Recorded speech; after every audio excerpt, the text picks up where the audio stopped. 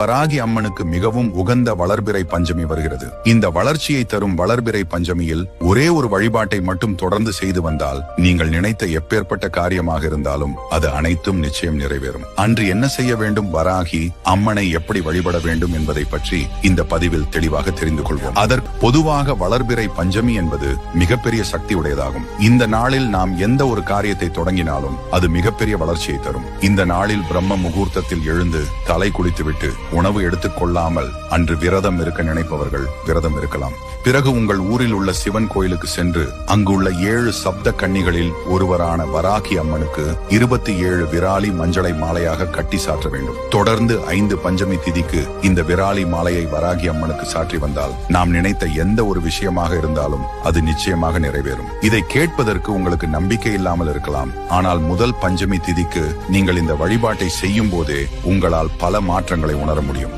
அப்படி உங்களால் கோயிலுக்கு செல்ல முடியாமல் இருந்தாலோ அல்லது வீட்டில் வராகி அம்மன் படம் இல்லாமல் இருந்தாலும் வீட்டில் மகாலட்சுமியின் படம் இருந்தாலும் அந்த படத்திற்கு செம்பருத்தி பூ அல்லது சிவப்பு நிற பூவால் அலங்கரித்து வழிபடலாம். இதுவும் வராகி அம்மனை வழிபட்டதற்கான பலன்களை தரும். உங்களுக்கு வாராகி அம்மன் பிடிக்கும் என்றால் உடனடியாக இந்த புனித தகவலை உங்கள் நண்பர்களுக்கும் உறவினர்களுக்கும் பகிருங்கள். அனைவரும் ஒரு நல்ல விஷயத்தை தெரிந்து கொண்டு வாழ்க்கையில் முன்னேறட்டும்.